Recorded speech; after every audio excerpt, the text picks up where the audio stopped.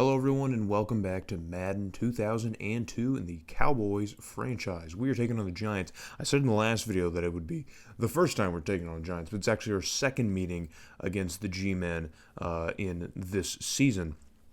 So we will be finishing up our division games against the Giants here. Again, another opportunity to pad the lead that we have in the division. The Giants, we really don't have to worry about. The Giants are coming into this game 1-6. It's back-to-back games against 1-6 opponents, as we just beat the Cardinals, who are also 1-6. They are always perennially bad in these games for some reason. I tried my best in Madden 03 to fix that. The first series I did on my channel. You probably don't watch it. It's not that good. Maybe I'll revisit it, but either way, we're heading in to this game here. We're off to a very, very hot start, of course, as you know, in the season. We are 9-2, I believe, heading into this game. I haven't showed the injuries too much because we've kind of been charitable to not have too many injury problems. I think Dexter Coakley, once again, has a pretty significant injury that's sidelining him for most of our season, and that's just the only thing to really note on. We've had some guys miss maybe a week or so, have like a week-to-week, a probable, questionable type of situation, If you play fantasy, you get it. But either way, we've remained fairly healthy, healthy enough to not do anything for an entire quarter. So I don't know where I got 9-2 from. We're 6-1. I guess I was thinking ahead to the other videos. But 1st and 10 now on offense here with the boys.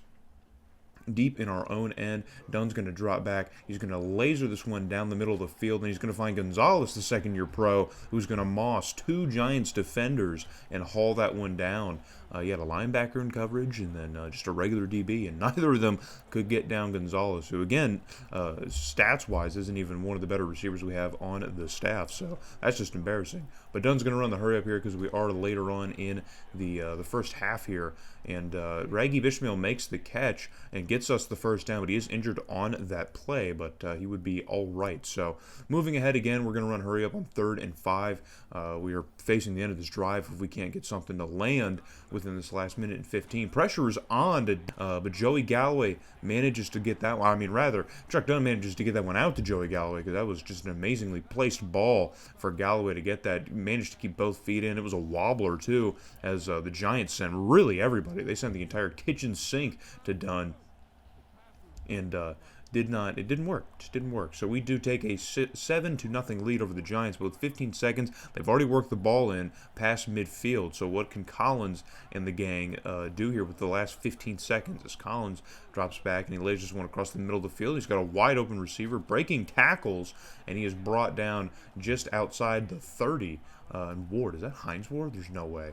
But with 8 seconds left to go, the Giants are going to bring out the kicking unit and try and nail something through. And they do. That was a long one, too. So shout out. Yeah, there you go. 48 yards. So shout out to Jared Holmes for knocking home a 48-yard field goal, cutting the lead to just 4. So 7-3 is going to be the score heading into the locker room at halftime. Now coming out of half, the Giants on offense once again. We send pressure to Collins, but he's able to get rid of this football, and it is hauled in, as that's Westbrook, the free agent DB, who kind of got mossed there by the Giants receiver. I'm not really sure who the Giants receiving core is anymore at this point. 3 years into this thing, it looks like they've changed it quite a bit, trying to get better here, but the team obviously still sucks. So, but the Giants are going to take one more shot to the end zone, and Collins is just absolutely surgical right now.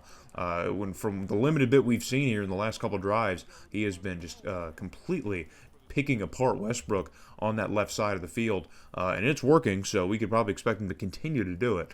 Hope to see Westbrook maybe, I don't know, maybe tighten up a little bit here, something. Hilliard, is that Ike Hilliard? Oh, man. I'm not sure what the Giants are rolling out in their receiving core. It's interesting, but the Giants do manage to take the lead here in the third quarter, so it's just going to be a 3-point game heading into the fourth. So not a good spot to be in if you're 6-1 playing against 1-6, but things happen. So Gary Collins again is still just absolutely lasering things up here, and several Cowboy defenders trying to get that big boy down, trying to get the tight end down, and it takes all the King's horses and all the King's men, as the Giants are now working comfortably inside Cowboy territory. Look at this, man. Just a bunch of guys just sliding off. Westbrook again over there, not able to make the play. I don't know what's going on. He is having himself a disaster game. It's going to be a low lights type of game.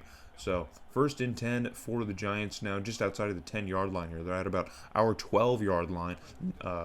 Collins is going to drop back here, drops one across the middle, and he runs into a brick wall. Absolutely setting up Hilliard to get a freaking concussion. That was a hospital pass, but the game doesn't work like that. So he's going to live for another play. So on 2nd and 4, Collins, the Giants are finally going to try and go on the ground here, and we see probably why they haven't been running the ball too much, because there doesn't seem to be a whole lot of room to run. I think the Giants are running a different running back too. I don't think they're going with Rob Dane anymore, and obviously Tiki Barber's not there either. But that time they get a generous tackle animation. That's going to at least get them the first down inside the 5. So they'll probably be able to knock it in on the very next play or two. So from the Dallas 2-yard line, can the Giants finish what they've started?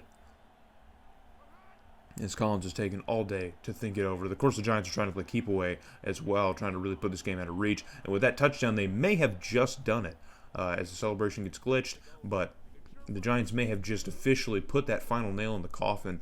And we had some pressure in there. I think it was Hamburg who was able to get in and apply that pressure in the backfield, but wasn't able to make a play. So we were unable to do anything with the football. That was essentially probably it. We couldn't do anything on that drive, but the Giants have an opportunity as we're going to get them off the field here just under 2 minutes. So now we have enough time here to, I don't know, maybe try and mount a comeback, but it's going to have to be pretty incredible and pretty quick. So already on 3rd and 10, not off to a great start here as we are on our own 45-yard line. And Dunn's going to drop back now. He's got clean pressure, plenty of time, and he tries to flip this one out quick. I don't know what the game plan was there, but does not work out as he tries to hit Kelly after getting maybe about 2 yards, and he's going to drop the football. So on 4th and 10, we got to get the offense out there because we can't just take this L. We got to fight back against the Giants, the 1-6 Giants. We can't just simply take this L. So Dunn's going to drop back. Pressure gets picked up off the edge, and it's a deep shot.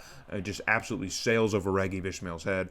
Dunn not able to pull off the 2-minute drill here and get his boys within a few points of the Giants. So the Giants are now with the offense, and Hudson's going to bounce out to the outside, and he's going to get the first down before getting brought down by a linebacker. And that's essentially going to do the game. That's going to do it. So the Giants are going to take a 10-point lead home with them and get their second win of the season, hand us our second L of the season. Terrible game to lose. I don't think we're good at home, man. I have this theory. I just don't think we're very good at home, which sucks. But, I mean, I feel like every game that we watch at home is awful. And just look at our stats, dude. Just inexcusable. 1 third down converted. You're not going to win anything if you can't convert at least more than 1 of 9 third downs. I mean, just awful. And we didn't even really focus on the offensive stats, but they're bad, man. Chuck Dunn with less than 100 yards. Terrible game. Completion percentage even worse. Just awful. Awful. All the way around, just awful. Just really bad. Really bad. We couldn't really do much of anything. Our tight end was the leading receiver with just 2 receptions. I mean, yeah, this is a game that we got to scrub the tape on here. We really got to scrub that tape here and just try to forget that this ever happened. So, but coming out of that, we do manage to pick up wins against the Skins and the Niners. So we do pick up a division win, even if we lost to the Giants. We did still gain some ground in the division against a team that probably could catch up to us, the only team that could probably catch up to us, and we pick up another conference win. So we're going to be heading into this game with the Jags. I think I do end up simming this game against the Jags, and we're going to go into that game with the Titans. So ignore the splash screen here in case you want to know how good we are versus the Jags. But 8-2 in the year, 9-2, or 8-2 on the year. I'm struggling with the record, but we are 8-2 heading into this game now against some AFC South opponents here. Maybe try and clinch a playoff spot in the next couple weeks.